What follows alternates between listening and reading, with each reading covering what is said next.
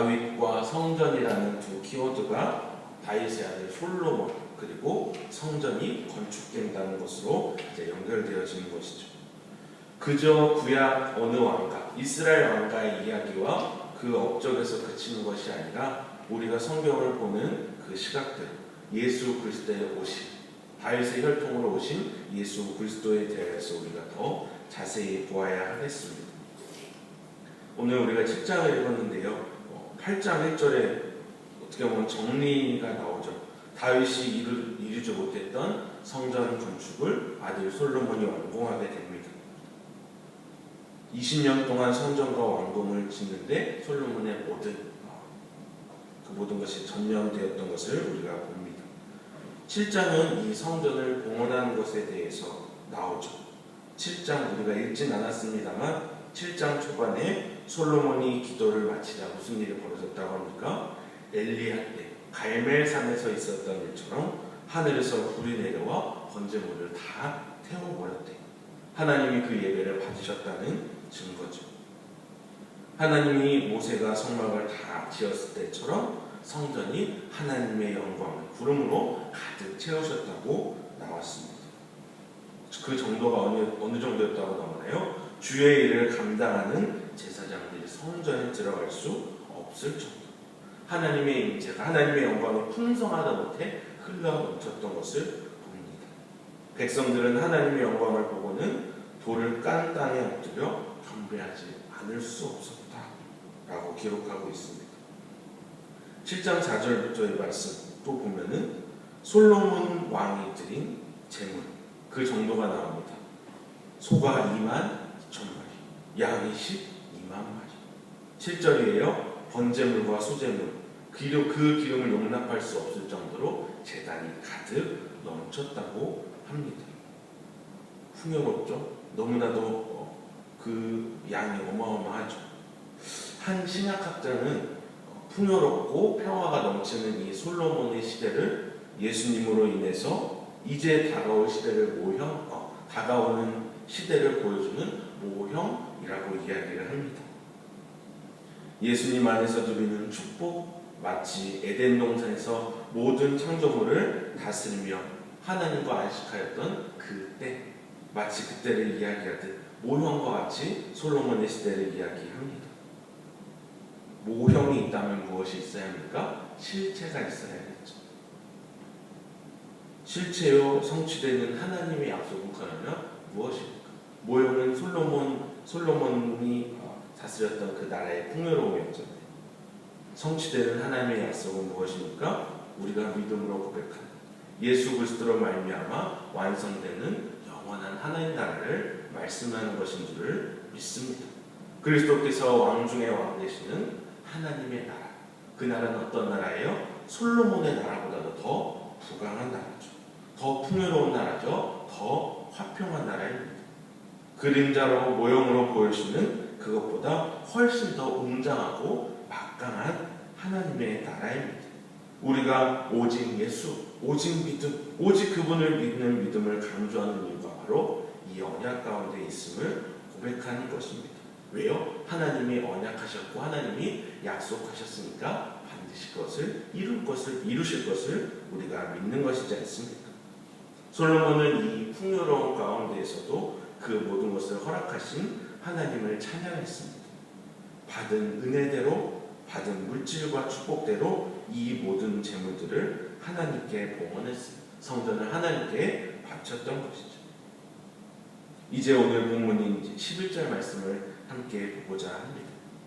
솔로몬이 여호와의 전과 왕궁 건축을 마치고 솔로몬의 심중에 여호와의 전과 자기의 궁궐에 그가 이루고자 한 것을 다 형통하게 이루니라. 솔로몬이 성전을 건축하면서도 이웃나라의 방해 없이 평화롭게, 또 더 정확하게 말하자면 하나님께서 역대상 22장 말씀을 통해서 예언하신 것처럼 어떻게 보면 무난하게 솔로몬이 성전 건축을 해냈습니다.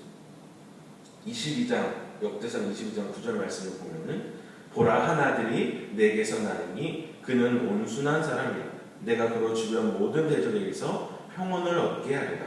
그의 이름을 솔로몬이라 하리니 이는 내가 그의 생전에 평안과 안일함을 이스라엘에게 줄 것임이니라. 아멘. 다윗의 아들이어서 평안을 얻었던 것도 아니고요.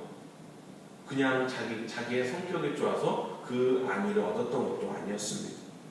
하나님께서 그 아들을 통해서 이루시겠다 한 말씀의 성취가 일어난 것이죠. 그 사랑하는 솔로몬에게 하나님께서 나타나 이르십니다. 12절이죠. 밤에 여호와께서 솔로몬에게 나타나사 그에게 이르시되. 역대하 1장에서 우리가 봤듯이 기브온 산당에서 솔로몬이 하나님께 1000번제를 드리고 하나님께 지혜를 구한 것을 보셨을 것입니다. 하나님께서 그때도 솔로몬을 축복하셨고 이번에도 하나님은 솔로몬에게 나타나셔서 솔로몬에게 응답하신 것이죠. 13절 그리고 14절입니다. 혹 내가 하늘을 닫고 비를 내리지 아니하거나 혹 멧돼지들에게 토산을 먹게 하거나 혹 전염병이 내 백성 가운데에 유행하게 할 때에. 상황이 어떻습니까? 괴로워서 죽을 정도, 죽음이 문턱까지 왔을 그때 그 상황을 묘사하는 것 같습니다. 근데 성경에서 말하는 이 모든 것들이 요새 우리에게 너무나 잘 와 닿는 것 같아요. 뉴스만 보아도 그렇고 전염병도 그렇고 어떻게 보면 물로 인해서 홍수로 인해서 고통받는 것도 우리가 너무 요새 잘 느껴지잖아요. 전염병이 내 백성 가운데에 유행하게 할 때 14절 말씀. 내 이름으로 일컫는 내 백성이 그들의 악한 길에서 떠나 스스로 낮추고 기도하여 내 얼굴을 찾으면 내가 하늘에서 듣고 그들의 죄를 사하고 그들의 땅을 고칠지라. 아멘. 회개가 하나님의 백성에게 주어진 큰 은혜이며 특권이며 기회임을 이야기해 줍니다. 하나님께서 그 기도를 들으시고 그들의 죄를 사하고 그들의 땅을 고칠 것이라 약속하시는 것이죠. 여러분, 우리의 기도는 누구를 향해 있습니까? 기도 들으시는 하늘에 계신 우리 아버지께 향해 있음을 우리가 믿습니다. 우리 주기도문으로 고백했지 않습니까? 하늘에 계신 우리 아버지. 누구의 이름으로 기도해요? 기도의 본을 보여주시고 우리를 구원하신 예수님의 이름으로 우리가 기도드립니다. 그 내용은 또 어떤 것이에요? 내 뜻을 구함이 아닌 하늘 아버지의 뜻을 구하는 기도임을 우리가 믿는 것이죠. 우리가 우리의 죄를 자복하고 우리의 일을 낮추고 기도할 때에 하나님의 우리의 기도를 들어주신다는 것입니다. 그러면 하나님의 응답은 어떻게 돼요? 죄를 사하여 주시고 이 땅을 고쳐주실 것이라고 하나님께서 말씀해 주십니다. 15절. 이제 이곳에서 하는 기도에 내가 눈을 들고 귀를 기울이리. 이는 내가 이미 이 성전을 택하고 거룩하게 하여 내 이름을 여기에 영원히 있게 하였습니다. 내 눈과 내 마음이 항상 여기에 있으리라. 하나님의 이름이 영원히 거하고 하나님의 눈과 마음이 항상 거하는 장소에서 눈을 들고 귀를 기울이신다고 우리에게 말씀해 주십니다. 우리는 또 전형적으로 알고 있는 것이죠. 신약에서도 우리가 보듯이 성전은 이곳에만 그치는 것이 아닌 우리 마음 가운데 성령께서 집 짓고 사시는 우리의 마음이 우리의 예배당이 우리 주의 성전인 우리가 먼저 고백합니다. 장소에 그치는 것이 아니면 우리가 먼저 알고 있는 것이죠. 17절 하나님께서 또 솔로몬에게 말씀하시죠. 내가 만일 내 앞에서 행하기를 내 아버지 다윗이 행한 것과 같이 하여 내가 내게 명령한 모든 것을 행하여 내 율례와 법규를 지키면 그 다음에는 뭐예요? 내 왕위를 견고하게 할 것이다. 내가 내 아버지 다윗과 언약하기를 이스라엘을 다스릴 자가 내게서 끊어지지 아니하리라. 아멘. 내 아버지 다윗과 언약한 것처럼 영원토록 그 왕위가 이어질 것이라는 언약을 허락해 주시는 것입니다. 성취가 뭐예요? 바로 그 성취는 다윗 사람 왕으로 쭉쭉쭉쭉 이어지는 것을 넘어서 다윗의 자손 예수 그리스도의 오심, 예수 그리스도의 왕되심을 이야기합니다. 영원한 하나님 나라를 약속하시는 것입니다.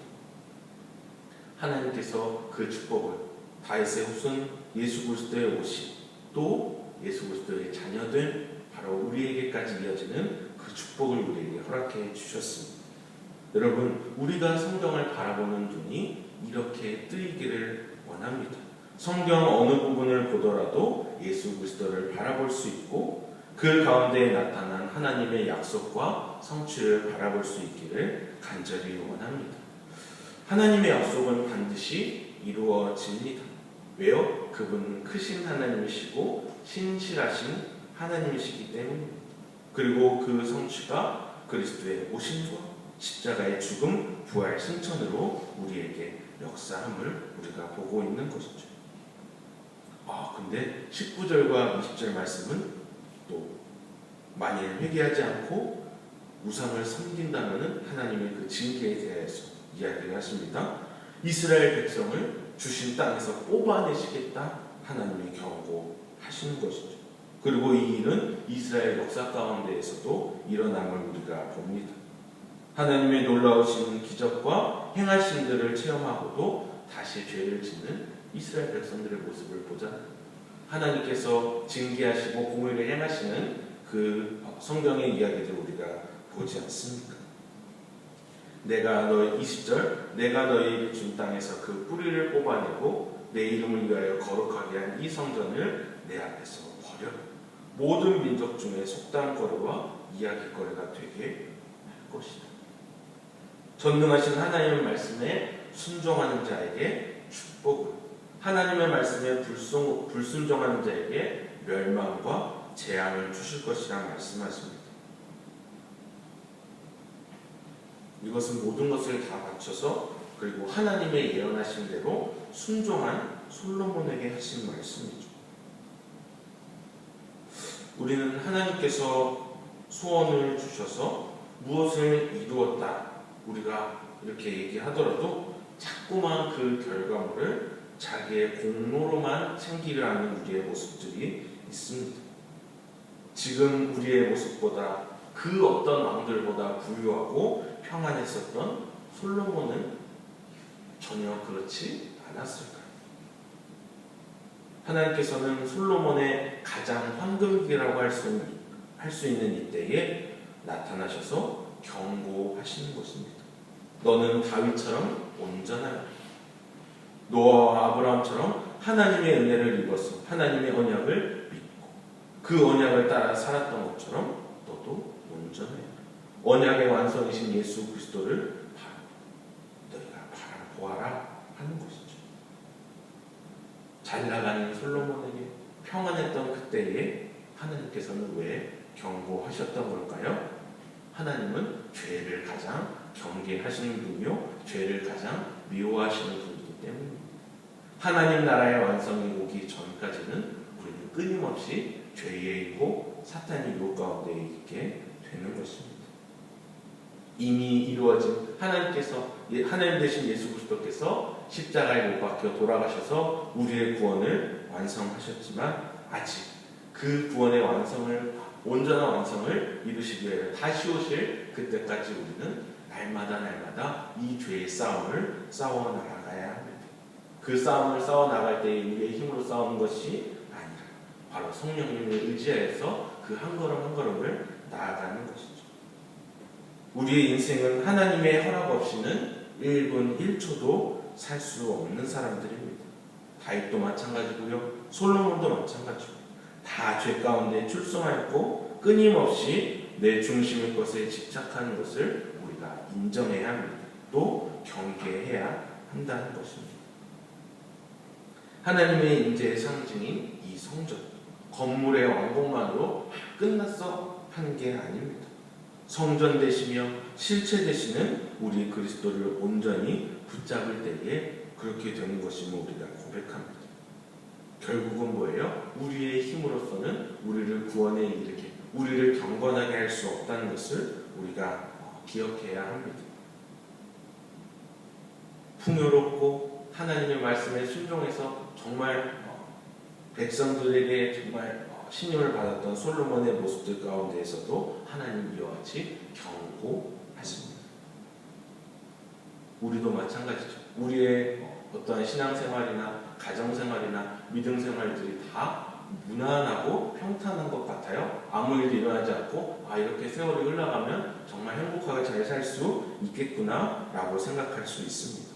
하지만 하나님은 오늘 말씀을 통해서 성경 전체를 통해서 하나님의 사랑을 이야기하시면서 그 사랑의 내용은 반드시 공의, 죄를 미워하시는 죄를 심판하시는 하나님의 모습과 그 모든 것을 다 안아주시고 덮어주시는 하나님의 사랑으로 우리에게 표현을 해주십니다. 뭡니까? 죄를 미워하시는 하나님, 우리의 신앙생활의 나태함을 미워하시는 하나님. 우리가 정말 깨어있어서 믿음 생활로 잘 나아가야 하는데요. 그것은 내 의지가 아니라 내 능력이 아니라 믿음 주시는 우리 하나님의 은혜로만 말미암음을 우리가 고백합니다. 곧 성령 충만의 은혜가 우리에게 있어야 한다는 것이죠. 우리의 마음 가운데에 예수 그리스도께서 성령으로 역사하여 계십니다. 왜요? 우리가 넘어지지 않죠. 우리가 어디 가지 않죠. 다른 생각하지 않도록 우리 마음 가운데 항상 함께 하시는 줄을 믿습니다. 전신갑주를 입어 나아가는 우리의 하루하루의 삶이 되어야 할 것입니다. 또 나아가서는 이제 내일 토요일이잖아요. 그저 하루하루 끝나서 주말의 모습들이 아니라 거룩한 주일을 준비하는 그 토요일의 모습들. 성령 충만의 은혜 없이는, 성령님의 인도하심의 은혜 없이는 우리는 언제든지 넘어질 수밖에 없는 사람들입니다. 성령님께서 우리를 항상 불꽃과 같은 눈동자로 우리를 지켜보고 계십니다.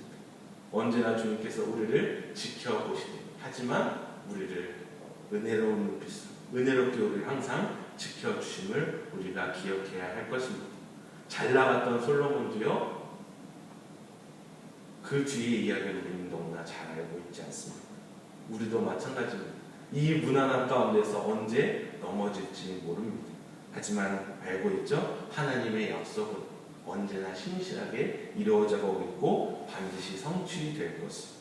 우리의 지금의 한편의 고생들이나 어떤 어려움들도 주님 오실 때에 모두 다 사라질 것을 우리는 믿습니다. 말씀 바라볼 때에 하나님께서 우리에게 허락하신 말씀, 하나님께서 우리에게 주신 그 말씀들이 정말로 내 마음 가운데 심겨져서 자라나고 열매 맺을 수 있도록 성령님 함께해 주시옵소서. 이 기도를 오늘 아침에 올려드리는 이 귀한 시간이 되었으면